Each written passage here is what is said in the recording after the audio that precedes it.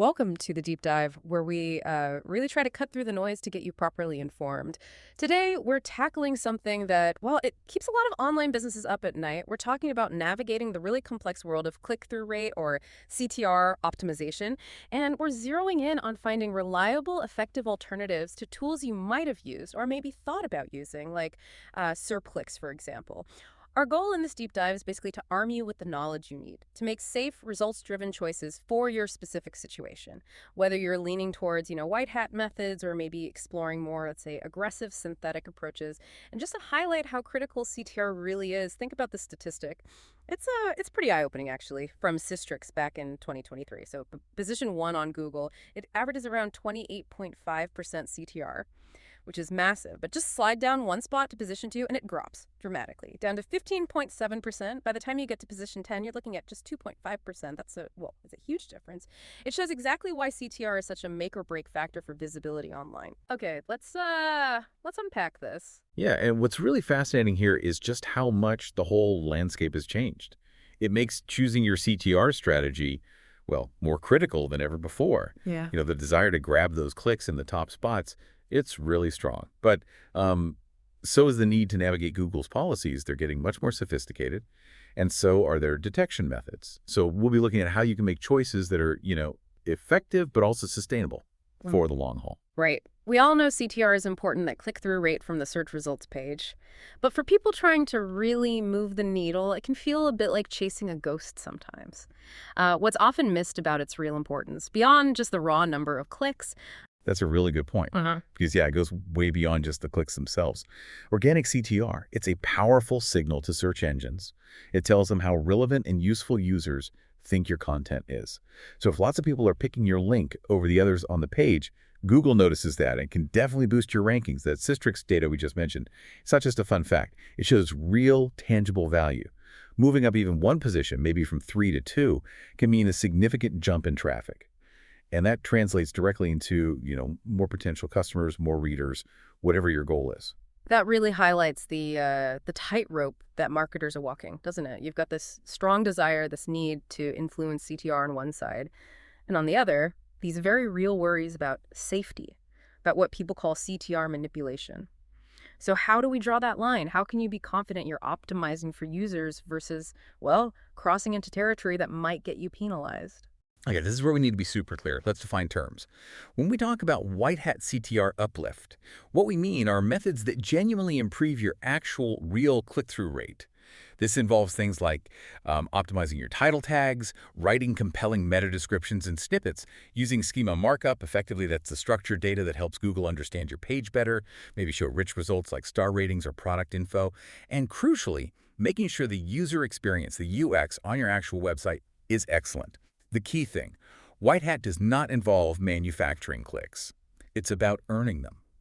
We see this measured really rigorously by SEO testing platforms, tools like SearchPilot, Simmer, SplitSignal. They show real statistically significant lifts. And for local businesses, white hat means things like optimizing your Google business profile, encouraging genuine reviews, not faking anything. Now contrast that with what's often called synthetic clicks or CTR manipulation. This usually means generating clicks through various, let's say, artificial methods. And it's vital here to understand Google's stance. It's explicit in their 2024 terms of service and their spam policies. Google strictly prohibits automated querying and any kind of deceptive manipulation of search results, period. This distinction is, it's fundamental to everything else we're discussing today. Absolutely fundamental. Understanding these sort of rules of the road is step 1. Before you even think about any specific tool or strategy, it really sets the stage, making sure you know what's generally safe, what carries risk, and importantly, why. So moving on, how did we actually evaluate all these potential SerpClix alternatives for 2025? Like you said, we didn't just guess or, throw darts at a board. We used a very specific method, specific criteria, and looked at external data to find the genuinely best options. Exactly. We had a clear rubric. Our focus was on minimizing the risk, the footprint, while still aiming for real CTR gains and ultimately conversions. We scored the alternatives based on several key pillars. Things like safety and footprint risk, how sure we could be about real humans being involved, the realism of the geographic and device targeting, also reporting features, API capabilities, and naturally, cost and flexibility. Then we did the homework. We cross-checked vendor claims against their documentation, pricing pages, update logs, and we anchored all of this incredible external data. We looked at the SerpClix ADR curves from 2023, the zero-click estimates from SparkToro and SimilarWeb, which are quite high, by the way. And we also looked at real-world A/B test results published by platforms like SearchPilot and Semrush Split Signal. They show these consistent moderate lifts in CTR and traffic. We also checked third-party review sites and communities G2, Reddit forums like RSEO, ArtTechSEO to get a broader picture. Yeah, and this whole vetting process meant we could filter out the noise. We excluded the obvious bot farms, vendors making claims we just couldn't verify, and tools that seemed outdated or hadn't been updated recently. So you can be confident that the alternatives we're about to discuss have been pretty thoroughly checked out. Okay, fantastic. So with those foundational rules and our methodology clear, let's dive into the actual solutions. Where do we start when looking at the top alternatives to something like SerpClix? What really stands out in 2025? Well, based on our evaluation, the alternative that came out as, let's say, the best overall choice right now is Webido CTR. What makes it stand out is that it offers this kind of unique combination. It has options for human quality engagement signals, and it provides dedicated white hat CTR testing advice and services, all in one platform. Its main advantages seem to be tighter quality control, clearer reporting mechanisms, and importantly, safer operating guardrails, which, as we've said, are crucial today. Their model basically involves managed human execution for generating those engagement signals, plus this white hat CTR testing advisory piece for building more durable gains. So the risk posture is kind of variable. It's maybe medium for the human engagement side, but low for the white hat advisory track. It seems best suited for teams who want both. They want those potentially quicker engagement signals, but also want to build those durable, policy-safe CTR improvements over time. Okay, Webido CTR sounds comprehensive. But budget's always a big consideration, isn't it? What about someone who maybe can't invest that much right now, but still needs that human element? Maybe for really specific local targeting. Are there options there? Oh, absolutely. That's where crowd marketplaces really come into play. We're talking about platforms like Microworkers, Sprout Gigs, Rapid Workers. Their main appeal is the potential for human authenticity, plus really granular geo-targeting. You can often target down to the city, sometimes even ZIP code, and specify mobile devices or carriers. And they usually offer pay-as-you-go flexibility. This makes them pretty ideal for testing local SEO scenarios, like near-me searches, or for running small pilot projects. Budgets typically under maybe $100 up to a couple thousand spread over 30 to 60 days. But, and this is a big but, there's a crucial trade-off. The quality of the workers can be really variable. So you absolutely have to plan for strict quality assurance. That means doing spot audits, checking the work, and probably using denialists to block workers who aren't delivering quality results or seem repetitive. It's also really important to randomize things, the click path, the dwell times, to reduce the chance of leaving detectable patterns. So for example, Microworkers has a huge pool of workers and lets you give very specific instructions, but you need that QA layer. Sprout Gigs can be very cheap to start with. Rapid Workers is maybe better for quick, small tasks. All right, so marketplaces offer flexibility but demand vigilance. Then there's the other end of the spectrum, the allure of automation.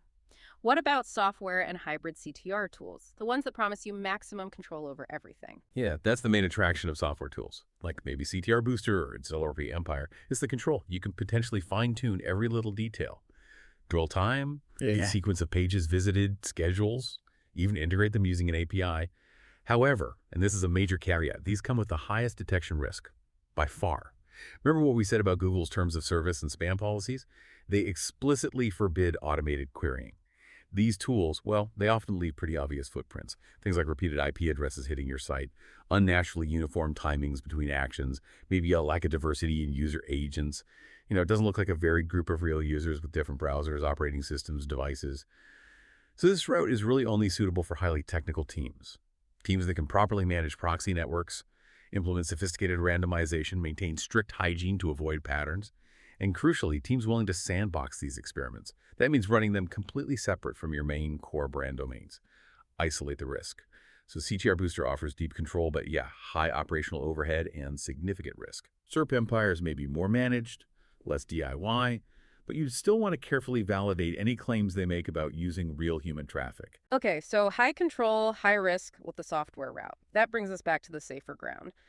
For teams where compliance is the absolute top priority, where taking risk is just not an option, these white hat platforms seem like the clear choice, right? Exactly. For those with a very low risk tolerance, the safest bet, without question, is using white hat SEO testing platforms. Again, tools like SearchPilot or SEMrush Split Signal. And just to reiterate, these tools help you achieve real CTR uplift. They do it by letting you rigorously test and optimize your actual on-page elements, titles, descriptions, calls to action, schema markup. If you look at their Pull-Up case studies, you'll see lots of examples of wins, often in the range of, say, plus 2% up to maybe plus 15% improvement in CTR and resulting traffic. But it's also important to be realistic. Testing sometimes shows that changes don't work or even hurt performance. That's why testing is so valuable. It prevents guesswork. These platforms provide statistical rigor, proper reporting, so you know if a change truly made a difference. And for local SEO, focusing on white hat, you'd look at tools maybe like Bright Local or WhiteSpark to help strengthen your Google business profile, manage reviews authentically. That naturally boosts real CTR over time. If you connect this back to the bigger picture, these white hat methods deliver durable wins. Wins that tend to withstand Google algorithm updates because you're fundamentally improving the user experience and relevance, not just trying to gain the numbers. They might not give you that sort of instant artificial spike some tools promise, but the gains are real and lasting. Precisely. More resilient. Okay, that's a great breakdown of the main categories, but it's still a lot to take in. So how does someone listening actually make the choice? Which model fits their specific needs? Let's try and summarize with a quick decision framework. Okay, let's boil it down. If you are absolutely compliant first, risk averse, then you should be focusing entirely on white hat testing platforms like SearchPilot or Split Signal. Optimize those snippets, titles, descriptions. If speed and budget are your biggest constraints right now, then the pay-as-you-go marketplaces like Microworkers could be an option, but only if you commit to that strict QA and you keep the activity levels very low, very capped. If you need maximum control, maybe for large-scale operations and have the technical chops, then software or API-driven services might be tempting. But again, huge investment needed in proxy management, hygiene, and definitely run these experiments in a sandbox, away from your main site. And finally, if you're an agency managing multiple clients, look for tools that offer features like workspaces, role-based access control, RBAC, good data export options, and clear, transparent billing. And alongside that framework, always run through your own sort of build versus buy checklist, right? Think about your actual traffic volume, how deep you need to go with geo and device targeting, what kind of reporting your stakeholders or clients demand, and be honest about your brand's tolerance for risk, and crucially, your team's capacity. Do you actually have the time and skills to manage the operational side, especially the QA needed for some of these? Exactly. And underlying all of this, let's reiterate the safety point one more time because it's paramount. Google is unequivocal. They prohibit automated queries and any behavior designed to manipulate results or artificially inflate CTR. It's not ambiguous. Now, you mentioned something earlier that I found really surprising. It kind of flips the script on how we even think about clicks. Can you tell us more about this zero-click phenomenon? Yes, absolutely. This is data from SparkToro and SimilarWeb, consistently shown over the last couple of years. What's truly surprising, and I think often overlooked, is that a huge percentage of Google searches, somewhere between 57% and 65%, actually end without a click on any organic or paid result. People find the answer in the snippet, or refine their search, or just abandon it. This isn't just a trivia point. It fundamentally changes how we should think about any CTR activity, especially synthetic. It means that authentic, normal user behavior includes bouncing back to the SRP, not clicking anything, short visits. So any synthetic activity, if you even consider going down that path, must replicate this natural variability. If all your clicks stick around for exactly 2 minutes, that's a huge red flag. Wow, yeah, that zero-click insight really drives home the need for nuance and realism. So, okay, let's say someone does decide to dip their toe into human engagement pilots, despite the risks. What are the absolute must-do steps to minimize that risk, to stay as safe as humanly possible? Okay, if you are running human engagement pilots, you have to be incredibly diligent about risk reduction. Here are the non-negotiables. First, randomize everything. Dwell time on page, how far they scroll the internal pages they click on, and crucially, include no clicks and bounces in the mix. It has to look varied. Second, throttle the activity. Be conservative. Keep the volume very low, maybe within 10 to 20% of the expected baseline organic clicks for that specific keyword. You can use data like the SerpClix curves as a rough guide for expectations. Don't suddenly send 50 clicks to a keyword that gets 5 normally. Third, diversify. Use a wide mix of devices, mobile, desktop operating systems, browsers. Vary the time of day for the activity and use different geographic locations or IPs. Critically, avoid having the same IP address repeatedly searched for and click on the same keyword. And fourth, document meticulously. Keep detailed logs for each keyword, record timestamps the geo and device used, and get proof artifact screenshots, maybe short screen recordings, that confirm the task was completed as requested. Our strong recommendation remains: stick to white hat methods for your core important brand domains. If you absolutely must experiment with higher risk tactics, do it in a sandbox on separate non-critical web properties. Okay, that's very clear. And just to tackle that common question head on one last time, is CTR manipulation safe in 2025? What's the bottom line? The concise answer is no, not without significant detection and policy risk. As we've laid out, Google's rules are clear and their detection methods are always improving. If you choose to proceed with any kind of synthetic activity, it absolutely must involve real human activity, not bots, very strict volume controls, throttles, and sophisticated randomization of behavior. Otherwise, the safest, most sustainable, and policy-compliant path to improving your CTR is through white hat methods, like split testing your titles and snippets. It really forces every marketer to ask, are potential short-term, artificial gains worth the very real long-term risks, your brand's reputation, and your website's standing with Google? A crucial question indeed. Okay, let's shift gears slightly towards practical application. Once you've picked a strategy, maybe one of the safer ones, how do you actually measure success? How do you integrate this into your workflow? Right, measurement is obviously critical. You need to know if what you're doing is actually working. Your key performance indicators, your KPIs, should primarily come from Google Search Console, GSC. Look at CTR changes by specific query and by average position. Also track rank movements for your target keywords. Then look at on-site metrics like dwell time or time on page for traffic coming from those keywords. And ultimately, of course, track conversions, whatever those mean for your business. If you're perhaps moving away from a tool like SerpClix and trying a new approach, it's really important to re-baseline your performance first. Understand where you stand now in GSC. Then, maybe replicate only your previously best performing scenarios, but do it with much tighter controls, more randomization, lower volumes, following the best practices we discussed. And use holdouts whenever possible. Have a set of control pages or keywords that you don't apply the changes to. This helps you attribute any impact much more cleanly. That makes sense. And for listeners who might be interested in trying something like a managed human engagement pilot, maybe with Webido CTR or a similar service, what would that process typically look like step by step? Sure, a typical process might go something like this. First, you'd usually have an initial strategy call, maybe 20-30 minutes. You discuss your specific target keywords, the devices you want to focus on, mobile's usually key, your geographic targets, and importantly, your risk tolerance. Next, you'd work with them to define a pilot project, often around 30 days to start. You'd set conservative caps on the activity volume, define clear measurement goals, and make sure the plan includes realistic behavior, like bounces and no clicks. Then, you'd choose your track. Are you focusing purely on managed human engagement signals? Or on white hat testing advisory? Or maybe a hybrid approach? The pilot execution itself would involve targeting specific cities or ZIP codes if needed, probably prioritizing mobile user flows, ensuring those randomized dwell times and click paths are used. And you should expect regular reporting, maybe weekly proof packs showing the activity. And for measurement, you'd be closely monitoring your GSC data week by week, maybe exporting it. You'd annotate your GSC timeline when the pilot starts and ends. And you'd constantly compare the performance of your target pages or keywords against your predefined control group. Excellent. That provides a really clear picture of how to approach it methodically. Well, we have covered a huge amount of ground in this deep dive. We started with defining CTR, why it's so important, looked at that stark Systrix data. Then we carefully dissected the different strategies, the purely white hat optimization, the crowd marketplaces, the high-risk software tools, and the robust testing platforms. Our aim really was to take you from maybe feeling confused or overwhelmed by all the options to having real clarity on CTR optimization in 2025, to give you that shortcut to being genuinely well-informed. So reflecting on all of this, what does it really mean for your strategy as you move forward? I think the most valuable takeaway here isn't just the information itself, but understanding how to apply it critically. Critical thinking is just so essential today, especially with the sheer volume of information and claims out there.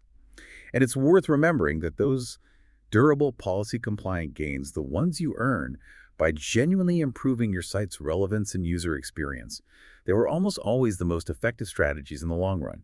They help you build a resilient online presence, one that can better withstand algorithm updates and, crucially, maintains trust with both users and search engines. That's a powerful closing thought. And it leads perfectly into our final provocation for you, the listener. Given everything we've discussed, the potential risks of some methods, the clear, sustainable benefits of authentic white hat engagement, what's one small, genuinely white hat change you could realistically test on your own site this week? Maybe tweaking a title tag on an underperforming page, improving a meta description, adding some simple schema. Think about one small step you can take to start boosting your real CTR, applying these insights starting today.